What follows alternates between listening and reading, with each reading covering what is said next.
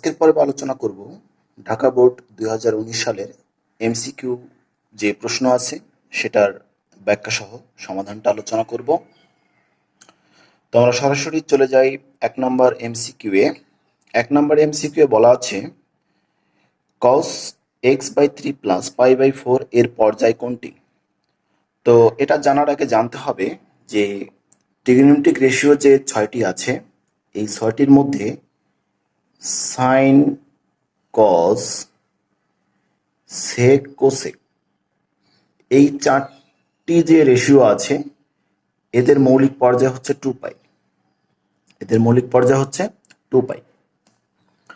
তো এখন এখানে জিজ্ঞেস করেছে যে এটার পর্যায় কত। তো যেহেতু এটা স্বাভাবিক অবস্থায় নাই, এর সঙ্গে কম্বাইন করে কিছু দেয়া আছে। তো আমরা দেখব আসলে এখানে আননোন কি আছে, এক্স। এই এক্স এর সঙ্গে সহগ যেটা আছে সেটার দরকার আমার, বাকি কি আছে সেটা বিষয় না। শুধু দেখব আননোন কি, এখানে এক্স বা থিটা যদি থাকতো সেটা আননোন। যেহেতু এখানে এক্স দিয়ে দেয়া আছে সে এই বিষয়টা আমরা একটু খেয়াল করব।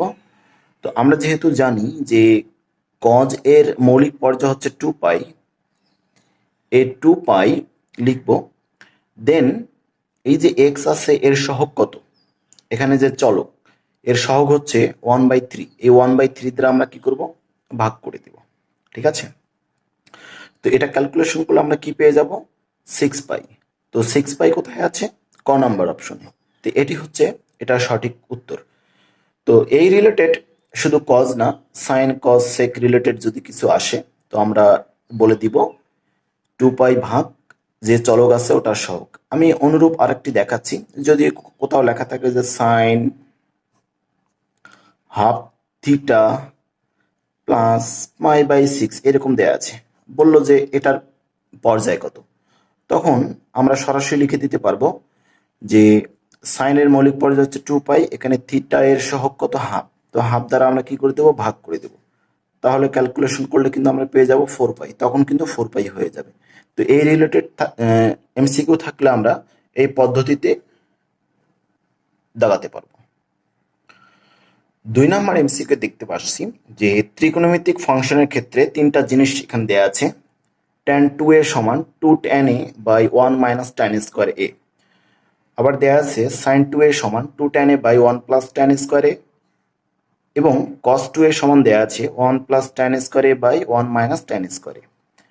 তো আমরা যারা ত্রিকোণমিতির সূত্রগুলো ভালো জানি, তো আমরা বুঝতেই পারবো যে এটা ডিরেক্ট একটি সূত্র উঠিয়ে দিয়েছে। এখানে আমরা দেখেছি tan 2 থিটার ফর্মুলা ছিল 2tan θ/1 - tan স্কয়ার থিটা, এটা ছিল tan 2 থিটার ফর্মুলা। এবং sin 2 থিটার ফর্মুলাটা কিন্তু এটা। কিন্তু কজের যে ফর্মুলাটা ছিল, cos 2 থিটার যে ফর্মুলাটা ছিল সেটি ছিল 1 - tan স্কয়ার θ/1 + tan স্কয়ার θ।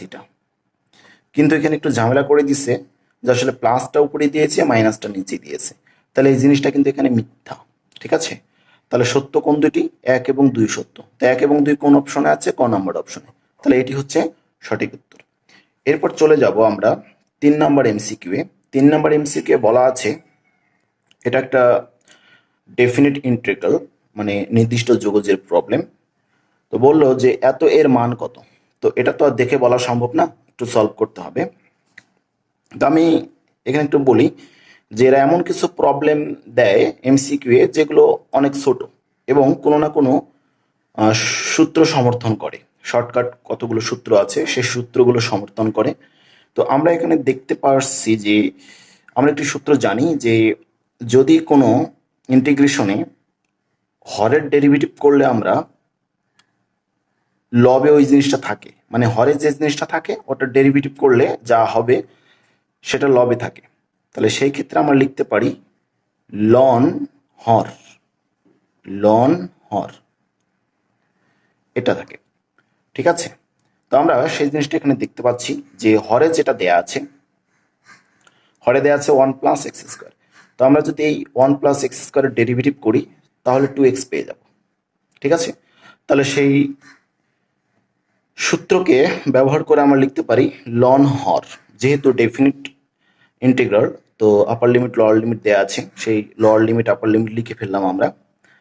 তারপর আমরা কি করব, লিমিটগুলো বসায় দেব। তো প্রথমে আপার লিমিট বসাবো, এক্স এর জায়গায় 1 বসিয়ে ফেলবো, তাহলে 1 + 1 সূত্রের মাইনাস। এবার লোয়ার লিমিট 0 বসিয়ে ফেলবো, লন 1 + 0। তো 1 1 যোগ করলে এখানে লন 2 পেয়ে যাচ্ছি, আর এখানে থাকতেছে লন 1 + 0, দ্যাট ইজ লন এখানে কি থাকে, এখানে থাকতেছে লন 1 থাকতেছে, তাই না? তো লন 1 এর মান কি, লন 1 এর মান 0, তো লন 2 আমরা পেয়ে যাই ফাইনালি উত্তর। তো লন 2 কোথায় আছে, ঘ নাম্বারে, তো এটি হচ্ছে উত্তর। ওকে, এখানে 4 নম্বরে আরেকটি প্রবলেম দিল যে ddx অফ 10⁻x। তো আমরা জানি ddx অফ a⁻x এর ডেরিভেটিভ, জানি কিনা? তো এটার ডেরিভেটিভ a⁻x লগ ই ভিত্তিক a, এটা আসে। তো আমরা কি করব, জাস্ট কম্পেয়ার করি, এ এর জায়গায়, এ তো একটা আরবিটারি জিনিস, যে কোনো জিনিস হতে পারে। তো ddx অফ এর মান যদি আমি 10 ইউজ করি, তাহলে 10⁻x, তাহলে এটা ইউজ করে আমরা লিখতে পারি 10⁻x লগ ই ভিত্তিক 10। তো এটি কিন্তু উত্তর।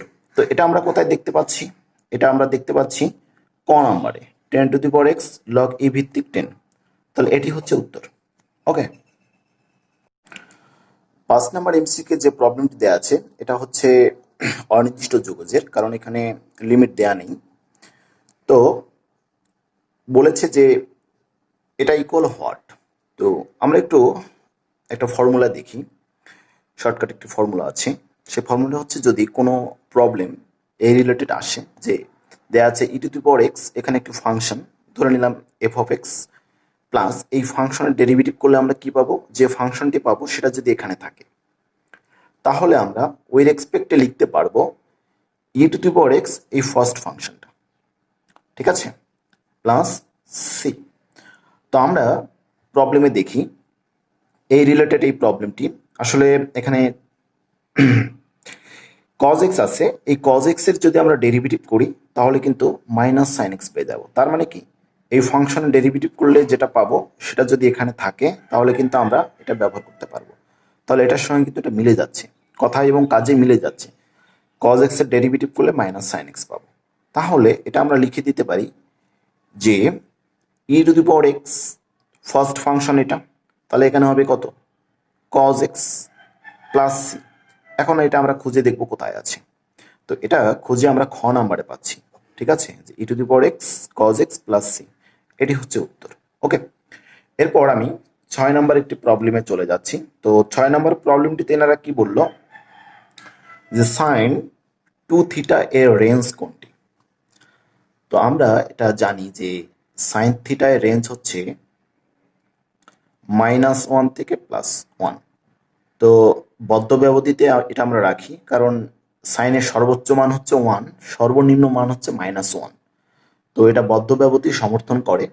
ওকে, এখন এনারা বলে দিল যে 2θ, আসলে sin থিটা আর sin 2θ যাই বলুক না কেন, বা sin 500θ যাই বলুক না কেন, এনারা রেঞ্জ কিন্তু এটাই।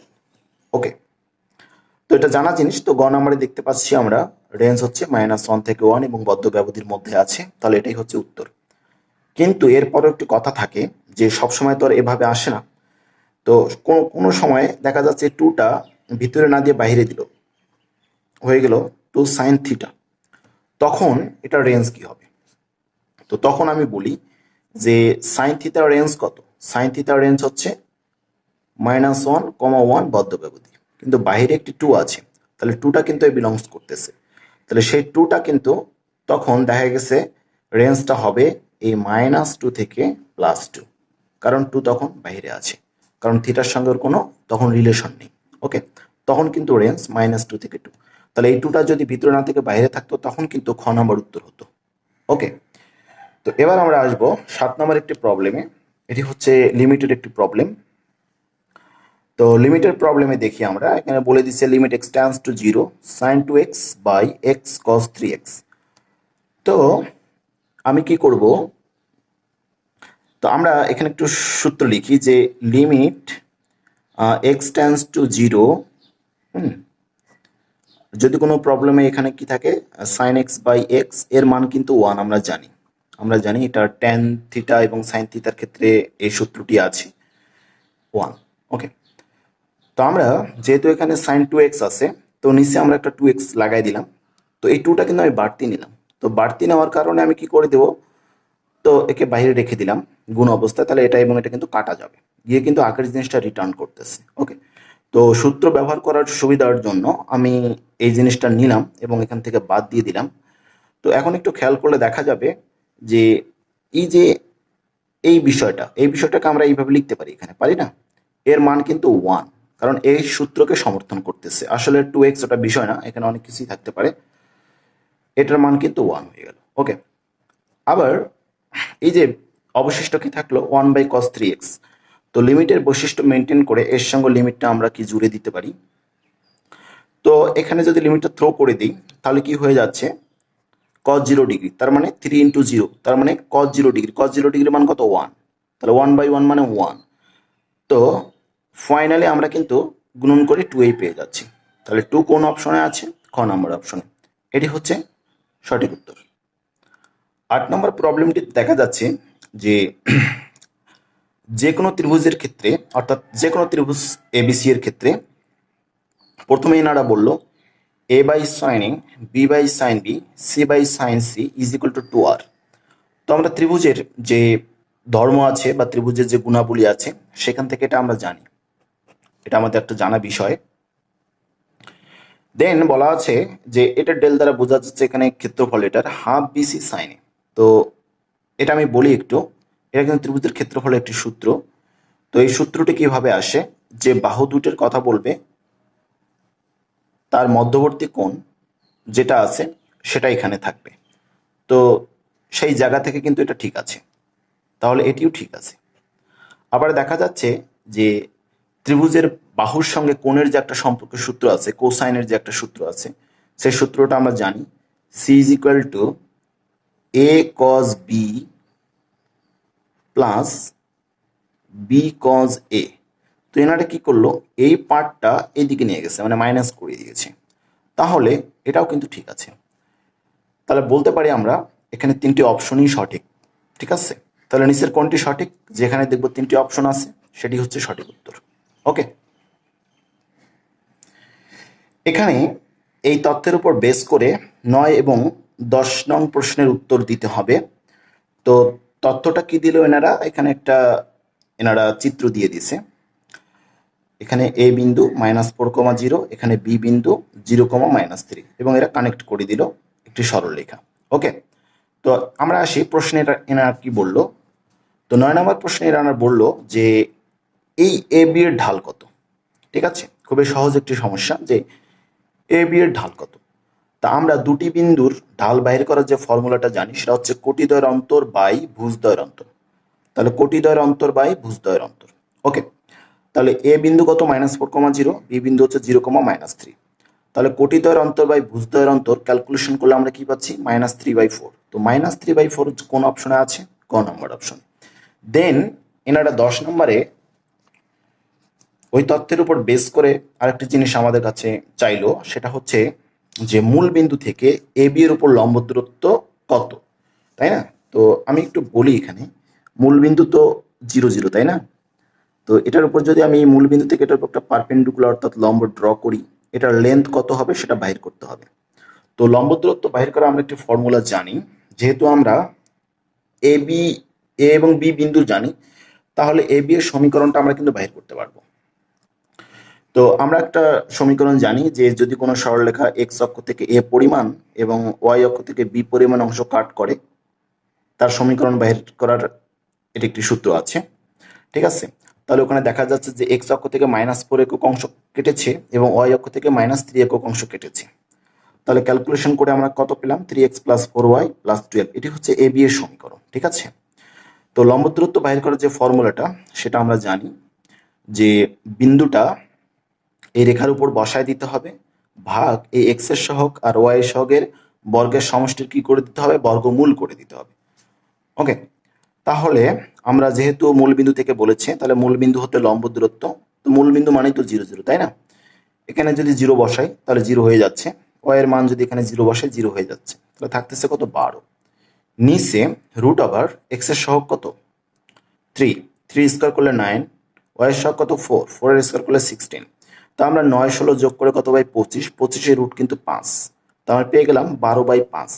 তাহলে 12/5 গ নাম্বার অপশনে আছে, তাহলে এটি হচ্ছে সঠিক উত্তর। 11 নম্বর প্রবলেমে এরা কি বললো যে দুটি বৃত্ত এরা উল্লেখ করে দিল যে বৃত্ত দুইটি পরস্পরকে বহিস্থভাবে স্পর্শ করলে এখানে আননোন যে সি আছে, সি এর মান কত। তো আমরা পরস্পরকে বহিস্থভাবে স্পর্শ করার যে সূত্রটা জানি সেটা হচ্ছে কেন্দ্রদ্বয়ের মধ্যবর্তী দূরত্ব ইকুয়াল ব্যাসার্ধদ্বয়ের সমষ্টি। ঠিক আছে, তো 1 নম্বর যে বৃত্তটি আছে সেটা আমরা দেখলেই বুঝতে পারতেছি এটার কেন্দ্র 0 0 এবং ব্যাসার্ধ হচ্ছে কত 3 স্কোয়ার, দ্যাট ইজ 9। তাহলে ব্যাসার্ধ R1 কত এখানে পেয়ে গেলাম আমরা 3। ওকে, দ্বিতীয় যে বৃত্তটি এরা উল্লেখ করলো সেটার কেন্দ্রটা আমরা বাহির করব। তো কেন্দ্র বাহির করার এখানে একটা আমরা প্রসেস জানি যে এক্স এর সহগ এবং ওয়াই এর সহগকে -2 দ্বারা ডিভাইড করে দিতে হবে। তো কেন্দ্র কত পেয়ে গেলাম, -2 দ্বারা ডিভাইড করলে পাচ্ছি এখানে -3, আর ওয়াই এর সহগকে -2 দ্বারা ভাগ করলে আমরা পেয়ে যাচ্ছি -4। তাহলে কেন্দ্র পেয়ে গেলাম। আর ব্যাসার্ধ বাহির করার যে ফর্মুলাটা জানি সে ফর্মুলাটা হচ্ছে যে এটা যে কোনো বৃত্তের ক্ষেত্রেই ব্যাসার্ধ বাহির করার ফর্মুলাটা জানি আমরা √g² plus f² minus c। তো যেহেতু 2 নম্বর বৃত্তের ক্ষেত্রে ব্যাসার্ধ আমরা বাহির করব, তাহলে R2 দ্বারা ডিনোট করতেছি ইকুয়াল √। তো জি বলতে এখানে -3, এফ বলতে এখানে -4। তাহলে দুটার এই বড় করে যোগ করলে কিন্তু 25 পাবো, আর এই যে এখানে -c মানে এই সি, দ্যাট ইজ এটা। তো আমরা এখন ফর্মুলাতে যাই, তো কেন্দ্রদ্বয়ের মধ্যবর্তী দূরত্ব বাহির করতে পারবো। তাহলে যেহেতু কেন্দ্র 0 0 আর একটা হচ্ছে -3,4, তাহলে দূরত্ব হয়ে যাচ্ছে এখানে 0 -3 মানে +3 তার উপর স্কোয়ার, তার মানে 9 হয়ে যাচ্ছে, আর এখানে 4 4 আছে, 4 এর উপর স্কোয়ার করলে 16 হয়ে যাচ্ছে। দেন R1 এর মান 3, R2 এর মান যেটা বসিয়ে দিলাম। দেন আমরা কি করলাম 9 16 যোগ করলে আসতেছে কত 25, 25 এর রুট করলে 5, এই তিনটা এইদিকে নিয়ে আসলাম, -3 হয়ে গেল, আর এখানে থাকলো √, এটা। তো উভয় পাশে আমরা কি করে দেব, বর্গ করে দেব।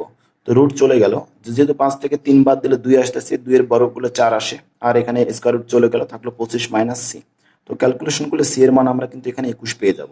তাহলে এটি হচ্ছে উত্তর। তো গ নাম্বার 21 আছে, তাহলে এটি হচ্ছে উত্তর। এখন 12 নম্বরে এনারা বলল যে ঘড়িতে বাজে 8টা বেজে 30 মিনিট। তো 8টা বেজে 30 মিনিট এই ঘড়ির ঘন্টা এবং মিনিটের কাটার মধ্যবর্তী কোণ কত। তো এটা বাইর করার জন্য আমরা একটু ফর্মুলা জানি, সেটি হচ্ছে মধ্যবর্তী কোণ যদি থিটা হয়, তো ফর্মুলাটা হচ্ছে 11 গুণন মিনিট, এম দ্বারা আমি মিনিট বোঝাচ্ছি, -60 গুণন এইচ মানে আওয়ার, ঘন্টা বোঝাচ্ছি, ভাগ 2। তো এখানে মিনিট কত 30, ঘন্টা হচ্ছে 8। তাহলে মিনিটের জায়গায় মিনিট বসিয়ে দিলাম, ঘন্টা 8 এর জায়গায় 8 বসিয়ে দিলাম। ক্যালকুলেশন করে আমরা কত পাইলাম, মাইনাস এখানে 150। তো এখানে পরম মান চিহ্ন দেয়া আছে, কারণ নেগেটিভ মান আসতে পারে অনেক সময়। ঠিক আছে, তো পজিটিভ হয়ে গেল।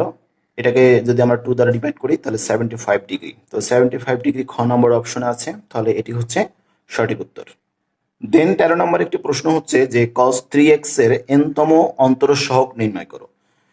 তো cos 3x এর n-তম অন্তরসহগ যে নির্ণয় করতে বলছে, তো বিষয়টা কিন্তু একটু সময় সাপেক্ষ বিষয়। ওকে, তো আমরা এখানে একটু টেকনিক অবলম্বন করব। তো আমরা জানি যে একবার, দুইবার, তিনবার, চারবার এইভাবে পর্যায়ক্রমে যদি আমরা ডেরিভেটিভ করি তাহলে n-তম পর্যন্ত আমরা ডেরিভেটিভ করতে পারবো, তাই না? তো আমরা এখানে একটা টেকনিক অবলম্বন করব, সেটা হচ্ছে এই যে cos 3x এটার ডেরিভেটিভ করব। এই cos 3x এর ডেরিভেটিভ করলে হচ্ছে, আচ্ছা যদি y সমান আমি cos 3x ধরে নিই, ঠিক আছে? তো এখন এটা যে ডেরিভেটিভ করি, একবার ডেরিভেটিভ করলে y1, তো cos 3x এর ডেরিভেটিভ করলে -sin 3x, আবার 3x এর ডেরিভেটিভ করলে 3, এখানে লিখে ফেললাম। ওকে, তো আমি কয়বার ডেরিভেটিভ করলাম, একবার ডেরিভেটিভ করলাম। তো অপশন 4টিতে একটু খেয়াল করি আমি, তো যেখানে যেখানে n আছে আমি জাস্ট ওখানে ওখানে 1 বসাই দেবো, কারণ আমি একবার ডেরিভেটিভ করেছি। তো আমি যদি এখানে 1 বসিয়ে দিই, 3 এর উপরে কত আছে, 3 এর উপরে আছে n, তাহলে আমি 1 বসিয়ে দিলে এখানে কি পেয়ে যাব, এখানে পেয়ে যাব আমি 3 পেয়ে যাব। ঠিক আছে, তারপর কি আছে sin n π/2 প্লাস 3x। ওকে, আমি একটু ক্যালকুলেশন করে দেখাচ্ছি। তো আমি ওখানে 1 বসিয়ে দিলাম, তাহলে 3 পেয়ে যাচ্ছি, আর এখানে পাচ্ছি আমি sin n এর জায়গায় 1 বসিয়ে দিলে পাবো আমি π/2 প্লাস 3x। তো চতুর্ভাগ ব্যবস্থায় এটাকে করলে আমরা কি পাচ্ছি, 90 প্লাস সামথিং মানে সেকেন্ড কোঅর্ডিনেটে চলে গেছে, সেকেন্ড কোঅর্ডিনেটে সাইন আছে, এই জন্য পজিটিভ। তো কিন্তু pi by two that is 90, 90-এর সঙ্গে বীজদ্বয় গুণিতক আছে, সাইন হয়ে যাবে কস, তাহলে কি হয়ে গেল কস 3x। ওকে, আর এই যে সামনে 3, তাহলে এন এর মান 1 বসানোর ফলে আমরা কত পেলাম 3 cos 3x। কিন্তু আমাদের একবার ডেরিভেটিভ করার কারণে কি আসছে -3 sin x, এটার সঙ্গে এটা মিলে নাই, তাহলে এটি উত্তর হওয়ার কোনো সম্ভাবনা নেই।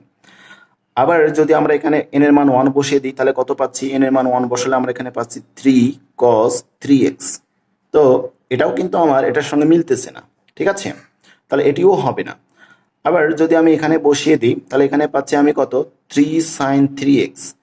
তো এটা একটু মিলে গেছে, কিন্তু দেখা যাচ্ছে সামনে মাইনাস আছে, এখানে আবার মাইনাস নেই, তাহলে এটাও হবে না।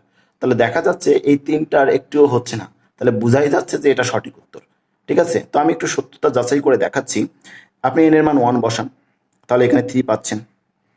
কস এন এর মান 1 বসান, তাহলে পাই বাই 2 পাচ্ছেন প্লাস 3x।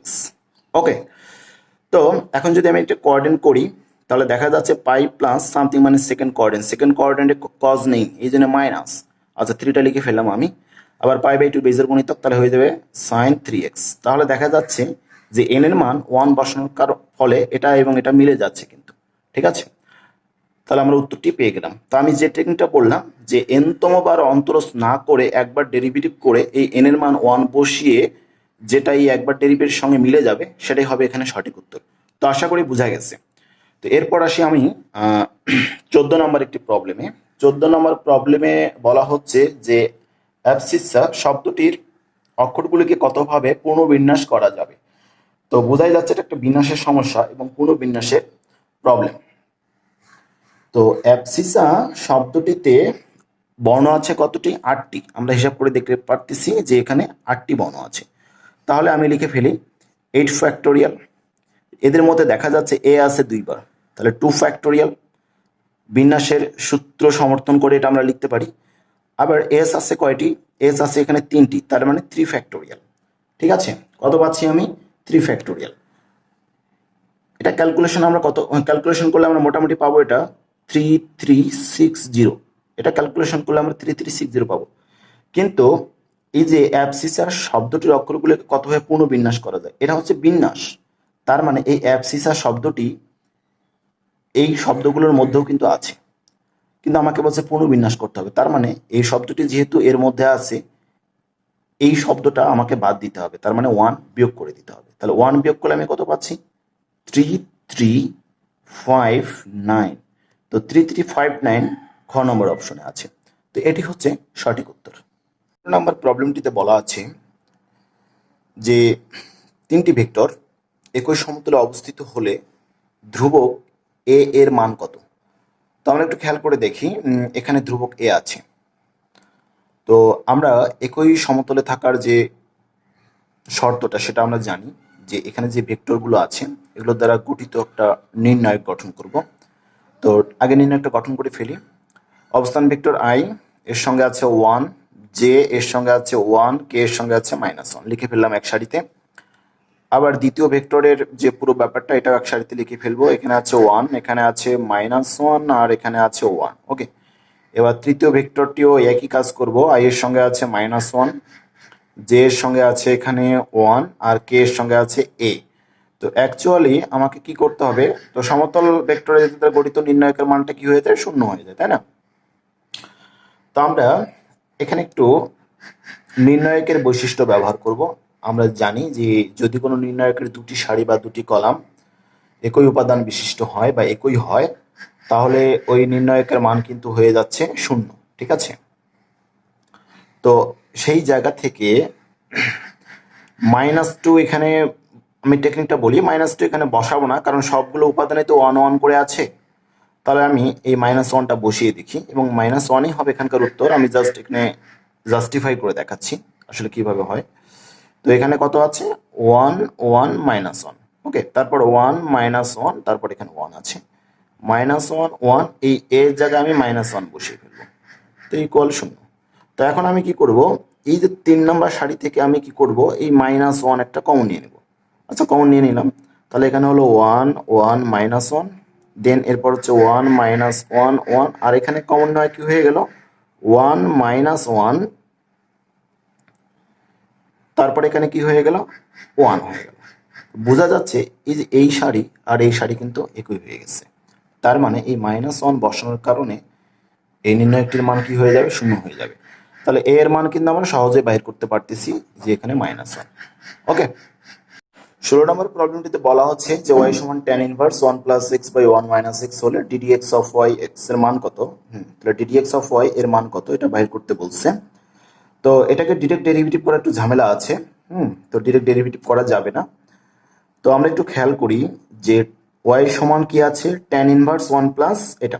তো আমি সরাসরি জিনিসটা একটু লিখে ফেলি, tan ইনভার্স 1 মাইনাস, না প্লাস দিব কারণ এখানে উপরে প্লাস আছে, tan ইনভার্স x। তো আমরা যারা tan inverse x plus tan inverse y এর সূত্র জানি, তো এই সূত্রটা একটু ব্যবহার করে দেখি, tan inverse x plus y by 1 minus xy। তাহলে আমরা যারা tan inverse x plus tan inverse y এর সূত্র জানি, তাহলে কিন্তু এই বিষয়টা ঠিক আছে। তার মানে এই বিষয়টা লিখে দিয়েছি। তো এখন যদি আমি এই জিনিসটা ডেরিভেটিভ করি, যেহেতু এই জিনিসটাকে আমরা এই জিনিসটা লিখতে পারতেছি সূত্র আকারে, তাহলে এখন এটা আমরা ডেরিভেটিভ করব। তো এখন এখানে আমরা জানি যে, আচ্ছা আর একটু কাজ করি, এই 1 এর পরিবর্তে কিন্তু আমরা লিখতে পারি tan পাই বাই 4 মানে 45 ডিগ্রি। তাহলে tan ইনভার্স চলে যাবে, থাকবে 1। তো কেউ যদি 1 এর ডেরিভেটিভ করে কিছু পাবে না। তাহলে 1 এর ডেরিভেটিভ করলে কিন্তু আমরা 0 পেয়ে যাবো। তাহলে ওটা লেখার দরকার আছে নাই। তাহলে এটা ডেরিভেটিভ করতে tan ইনভার্স x এর, আর tan ইনভার্স x এর ডেরিভেটিভ করলে কত হয়ে যায়, 1 বাই 1 প্লাস এক্স স্কোয়ার। তো এই 1 বাই 1 প্লাস এক্স স্কোয়ার কিন্তু এটার উত্তর।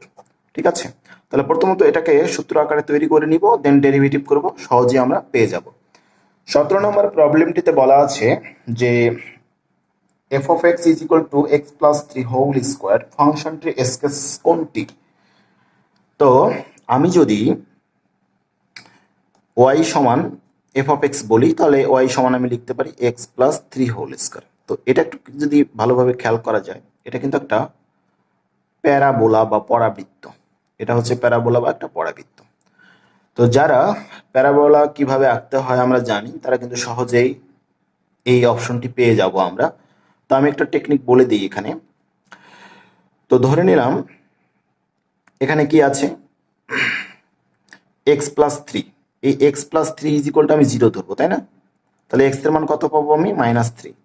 আর এখানে কি আছে, y এর সঙ্গে কিছু নেই, তার মানে কি y -0 ইজ ইকুয়াল টু 0, তার মানে এটা y এর মান 0 আসতেছে। তাহলে আমরা কিন্তু বিন্দুটা এখানে পাচ্ছি -3,0। তো আমরা এখানে দেখি যে -3,0 বিন্দুটা কোথায় আছে, -3,0 বিন্দুটা কিন্তু এখানে আছে। তাহলে এটাই কিন্তু সঠিক উত্তর হবে। ঠিক আছে, এটাই সঠিক উত্তর হবে। তো আমি আর একটু বলি এখানে যে এই গ্রাফটা কিন্তু উপরের দিকে গেল এটা, তাই না। তো আপনি দেখেন যেটা এখানে লিনিয়ার, এখানে x কিন্তু দ্বিঘাত, y কিন্তু এখানে একঘাত। এই y একঘাত হওয়ার কারণে এই প্যারাবোলাটা চলে যাবে ওই y অক্ষের দিকে, মানে y অক্ষের দিকে উঠে যাবে। ঠিক আছে, তাহলে এই পদ্ধতি অবলম্বন করেও কিন্তু আমরা এটা দাগাতে পারি। তাহলে খ নাম্বার এখানে সঠিক উত্তর। ঠিক আছে, দেন এরপর আমরা আসি 18 নম্বর একটি প্রবলেমে। তো 18 নম্বর প্রবলেমে কি বললো যে এটা একটা ম্যাট্রিক্স দেয়া আছে, এর ইনভার্স ম্যাট্রিক্স বাহির করতে হবে। তো ইনভার্স ম্যাট্রিক্স বাহির করা আমরা কৌশল কি জানি, যে কোনো ম্যাট্রিক্সের ইনভার্স ম্যাট্রিক্স বাহির করার যে কৌশলটা জানি, এটা 2/2 এর ক্ষেত্রে না, বা 3/3 এর ক্ষেত্রে। তো প্রথমত ওই ম্যাট্রিক্সটা কি বাহির করতে হবে, অ্যাডজয়েন্ট বাহির করতে হবে, দেন ওই ম্যাট্রিক্সের নির্ণয়কের মান দ্বারা ভাগ করতে হবে। তো 2/2 এর ক্ষেত্রে আমরা অ্যাডজয়েন্ট বাহির করার যে কৌশলটা, এটা আমি একটু বলি। জাস্ট এই উপাদানটা এখানে দিতে হবে আর এই উপাদানটা এখানে দিতে হবে। তাহলে -3 চলে আসলো 2 এর জায়গায়, আর 2 চলে আসলো -3 এর জায়গায়। আর এই উপাদান দুটাকে -1 দ্বারা গুণন করতে হবে। তাহলে এখানে হয়ে যাবে -5, আর এই -1 হয়ে যাবে +1। তো এখন আমাকে নির্ণয়কের মানটা বাহির করতে হবে। তো আমি দেখতে পারতেছি যে নির্ণয়কের মান বাহির করব 2, আর এখানে কত আছে 3। তো আমরা গুণন করলে কত পাবো, -6। আর 5 আর -1 গুণন করলে আমরা কত পাবো, এখানে -5, কিন্তু সূত্রে মাইনাস থাকার কারণে +5 হয়ে যাচ্ছে। তার মানে আমরা এখানে কি পেয়ে যাব, -1 পেয়ে যাব। তাহলে এই -1 দ্বারা কি করতে হবে, এই প্রতিটা উপাদানকে আবার গুণন করতে হবে। তো -1 দ্বারা প্রতিটা উপাদানকে যদি গুণন করি, তাহলে এখানে যে 3, এখানে হয়ে যাবে -1, আর এটা হয়ে যাবে 5, আর এটা হয়ে যাবে -2। আসলে এই অপশনটা কোথায় আছে, 3 - 1, 3 - 1, 5 - 2। গ নম্বরে।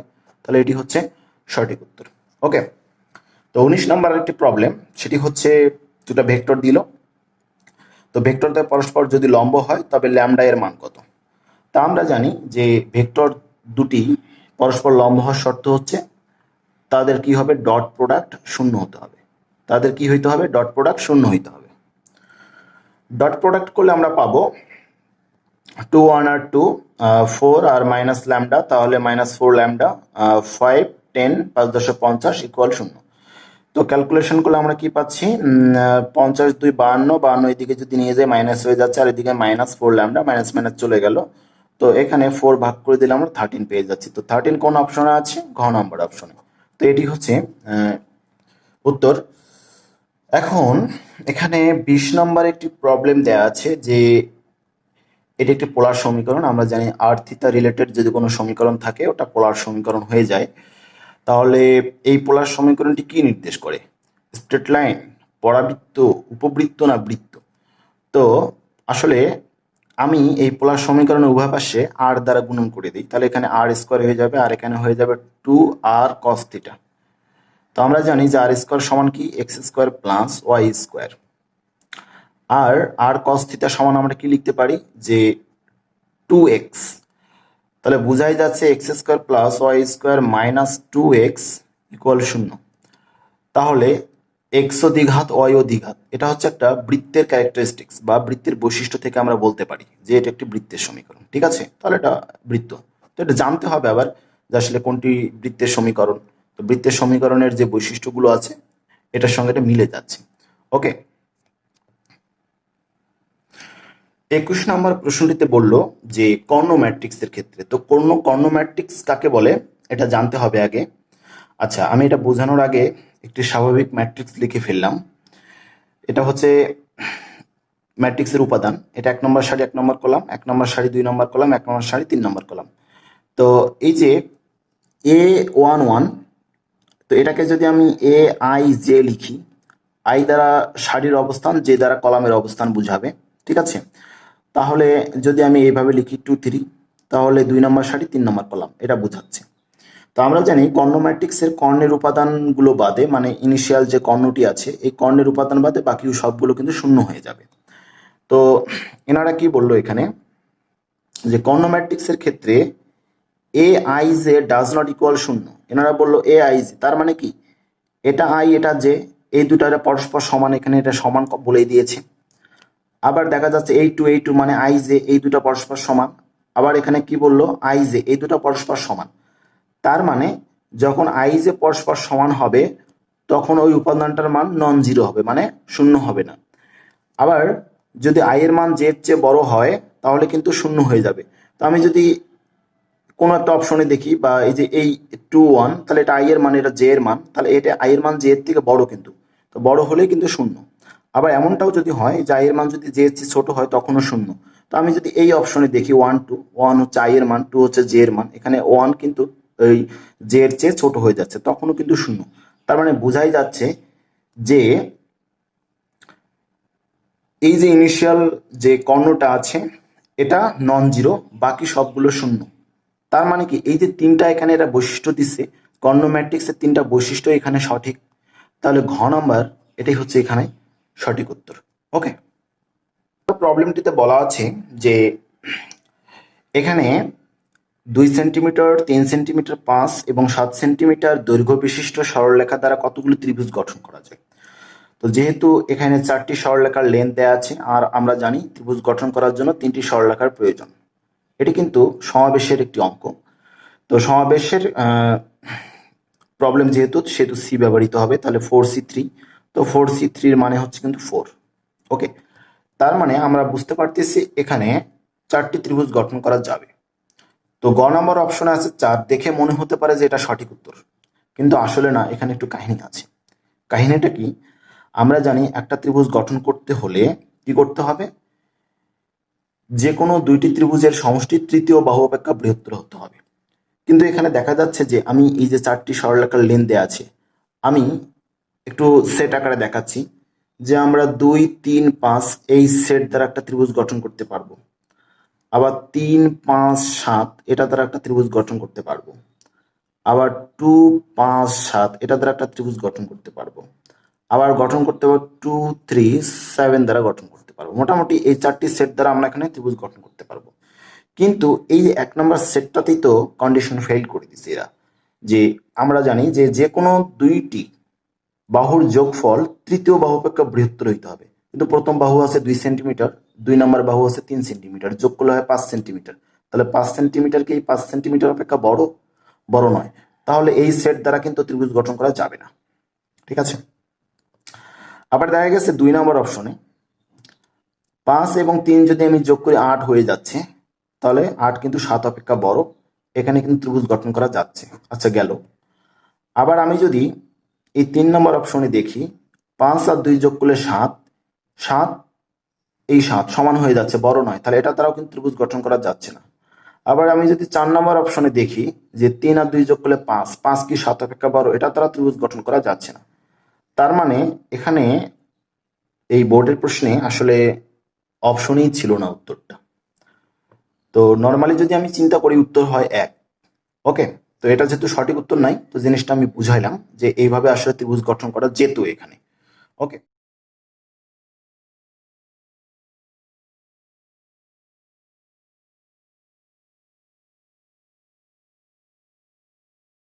এর সমীকরণ নির্ণয় করতে হবে। তো আমরা সাধারণ জ্যায়ের সমীকরণ বাইর করার, যদি একটা বৃত্ত S1 হয় আর একটা বৃত্ত যদি S2 হয়, এই দুইটা বৃত্ত কি করে দিতে হবে, বিয়োগ করে দিতে হবে, ইকুয়াল 0। তাহলে যেটা পাবো সেটাই হবে সাধারণ জ্যায়ের সমীকরণ। তো আমরা এখানে একটু বিয়োগ করে দেওয়ার চেষ্টা করি। তো আমরা বিয়োগ যদি করি ax² কিন্তু কাটা যাবে, বিয়োগ করলে কাটা যাবে, কারণ দুইটাই প্লাস আছে। এই y² কাটা যাবে।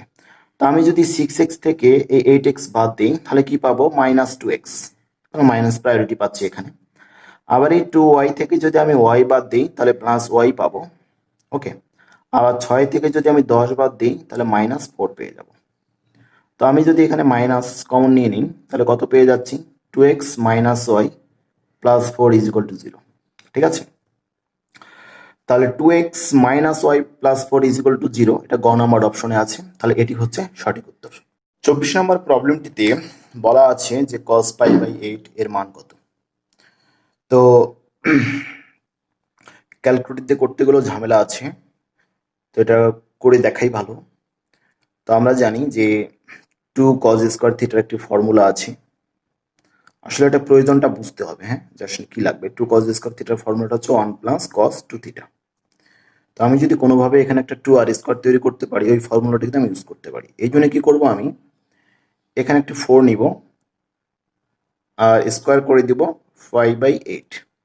তো দেখা যাচ্ছে এই স্কোয়ার থাকার কারণে স্কোয়ার রুট কাটা যাচ্ছে, আর 4 এর রুট করলে হচ্ছে 2, তাহলে এটা তো বাড়তি নিলাম, তাহলে এটা ভাগ করে দিতে হবে। ওকে, তো এবার আসি আমরা। তো আমি যদি এটাকে 2 × 2 cos² π/8 লিখে ফেলি, তাহলে সূত্র পড়বে, যেহেতু 2 cos² থিটার ফর্মুলা 1 + cos 2 থিটা, তাহলে 2 থাকলো, আর 2 cos² থিটার ফর্মুলা ফেলবো আমি 1 + cos 2 থিটা। তাহলে 2 থিটা বলতে π/8, তো কাটাকাটি করলে আমরা কি লিখতে পারি, π/4। তাই একেবারে আমি এখানে π/4 লিখে ফেলতেছি। ঠিক আছে। তো এখন দেখা যাচ্ছে এখানে হাফ আছে, √ওভার, আর 2টা মাল্টিপ্লাই করে দিই, 2 1 আর 2, আর 2 মাল্টিপ্লাই করলাম 2, cos π/4 মানে 45 ডিগ্রি, এর মান কত, 1/√2। তাহলে এখানে থাকতেছে হাফ, এখানে থাকতেছে 2, প্লাস একটা 2 মানে দুইটা √2 কাটা গেল, এখানে একটা √2 থাকলো। তাহলে এটি হচ্ছে মান। তাহলে এই মানটি আমরা দেখতে পাচ্ছি যে আসলে ক নাম্বার অপশনে আছে। তাহলে এটি হচ্ছে সঠিক উত্তর। ওকে, তো সর্বশেষ 25 নম্বর প্রশ্নটি, f(x) ফাংশনটি নিম্নভাবে সংজ্ঞায়িত। ঠিক আছে। তো এখন আমরা দেখো এখানে কিভাবে ডিফাইন করলো এরা। f(x) = half minus x. এনারা বললো যে এক্স এর মান এখানে 0 থেকে বড় এবং হাফের থেকে ছোট খাটবে, এই মানগুলো, মানে এই ফাংশনটি এক্স এর এই মানের জন্য সংজ্ঞায়িত। আবার দেখা যাচ্ছে যে x = হাফ হাফ, তো এটা সরাসরি একটা কনস্ট্যান্ট ফাংশন, এখানে তো মান বসালেও যা পাবো, না বসালেও তা পাবো। আবার এই 3 নম্বর ফাংশনটি, এটা কি বলো, 3/2 - x। এই ফাংশনটা আবার সংজ্ঞায়িত কি, হাফের চেয়ে বড় 1 এর চেয়ে ছোট। তো হাফের চেয়ে বড় 1 এর চেয়ে ছোট, এই মানগুলো আমরা এখানে। তো এনারা বললো যে 1/4 এর মান কত, 1/4 এর মান কত। তাহলে 1/4 নর্মালি আমরা কি জানি 0.5, নর্মালি আমরা কি জানি 0.5, এটা আমরা জানি। ওকে, তো এই 0.5 কোথায় খাটতেছে? এখানে খাটবে? এখানে তো হাফের চেয়ে বড়, তো হাফ মানে কত 0.5, 0.5-এর চেয়ে বড়, তো এটা তো 0.25, এই মানটা তো এখানে খাটতেছে না। এখানে দেখা যাচ্ছে জিরোর থেকে বড়, এক্স জিরোর থেকে বড় হবে, তাহলে 0.25 জিরোর থেকে বড়, আবার হাফের থেকে ছোট মানে 0.5 থেকে ছোট। তাহলে এই ফাংশনের মধ্যে কিন্তু কি করতেছে, এই 1/4 খাটতেছে এই ফাংশনের মধ্যে, ফার্স্ট ফাংশনের মধ্যে। তো এই 1/4 আমরা কোথায় বসিয়ে দিব? ওই ফার্স্ট ফাংশনে বসাবো, ঠিক আছে? তাহলে যদি বসাই তাহলে কত হয়ে যাচ্ছে, এখানে হাফ মাইনাস এক্স এর জায়গায় বসবে 1/4, তো এটা যদি আমরা ক্যালকুলেশন করি এলসিএম করলে 4, তো এখানে 2 মাইনাস 1, তো 1/4 পেয়ে যাচ্ছি, ঠিক আছে?